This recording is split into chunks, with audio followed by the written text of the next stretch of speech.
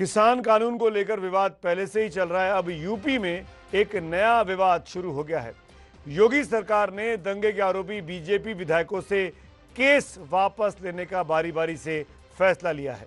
मामला 7 साल पुराना है, 2013 की यह बात है। राज्य की राजनीति अब राज्य सरकार के इस फैसले के बाद बेहद गर्मा गई है।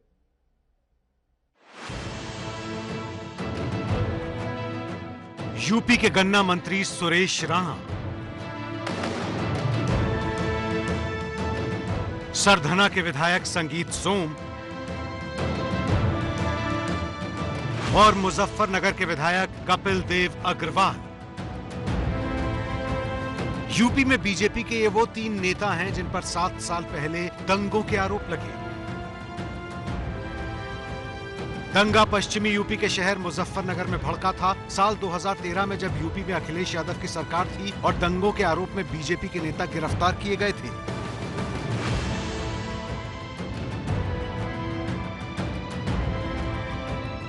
जब समाजवादी पार्टी की सरकार थी तो हम लोगों के ऊपर ये फर्जी मुकदमे लगाए गए थे और मुकदमे ही नहीं लगाए गए, हम लोगों को फर्जी जेल भेजा गया। आपने देखा होगा, अगर फर्जी नहीं होते तो एनएसए की कार्रवाई सरकार ने हम पर की थी उस टाइम, और जो असली दोषी हैं उन्हें बचाने का काम किया था, और फर्जी मुकदमे में एनएसए लगाई तो कोर्ट ने उसी टाइम वापस ले ली थी। तो इसलिए ये फर्जी मुकदमे थे, सरकार ने जो वापस लेने की प्रक्रिया शुरू करी है उन्हें वापस ले रही है।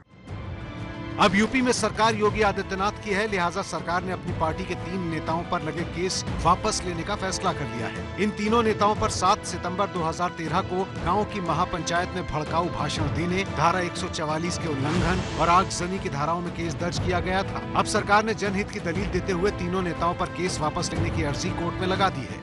2013 में मुजफ्फरनगर में हुए दंगे के संबंध में एक मामला थाना सिखेड़ा पर पंजीकृत करा गया था, जिसमें हमारे जनप्रतिनिधि श्री संजीव बालियान, श्री भारतेंदु जी, श्री कपिल देव अग्रवाल, श्री सुरेश राणा जी, इनके विरुद्ध माननीय न्यायालय में चार्जशीट दाखिल की गई थी। यह मामला वर्तमान में कोर्ट नंबर 5 में पेंडिंग है, जिसमें शासन स्तर से मुकदमा वापस लेने की कार्रवाई की गई है। अभियोजन को यह पत्र माननीय जिलाधिकारी महोदय के माध्यम से प्राप्त हुआ। उसमें 321 की एप्लीकेशन हम लोगों ने कोर्ट नंबर 5 में मूव की है।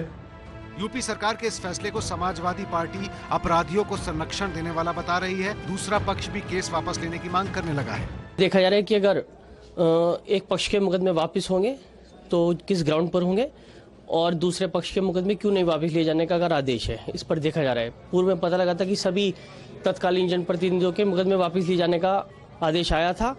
देखा जाएगा कि कोई नया ऑर्डर आया है या कोई उसमें संशोधन किया गया है। अगर मुकदमे वापस होते हैं तो हम भी, चाहे इसमें उच्च न्यायालय तक जाना पड़े, हम भी अपने सब मुकदमे वापस कराएंगे। यूपी सरकार के इस फैसले पर सियासी संग्राम शुरू हो चुका है। यही वजह है कि जब दंगे के आरोपी और यूपी सरकार के मंत्री सुरेश राणा से जब इस बारे में सवाल पूछा गया तो वो सीधा जवाब देने से बचते दिखे।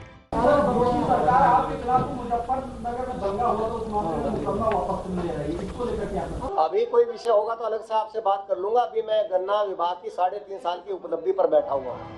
हालांकि ये पहला मौका नहीं है जब मुजफ्फरनगर दंगे के मामले में योगी सरकार ने अपने नेताओं पर केस वापस लेने की कोशिश की है। इससे पहले भी यूपी सरकार की ओर से कोर्ट में ऐसी याचिका दी गई थी, लेकिन तब कोर्ट ने उसे खारिज कर दिया था। अब सरकार की ओर से इस नई याचिका पर भी फैसला कोर्ट को ही लेना है, और अगर फैसला बीजेपी नेताओं के पक्ष में आता है तो इस पर विवाद बढ़ सकता है।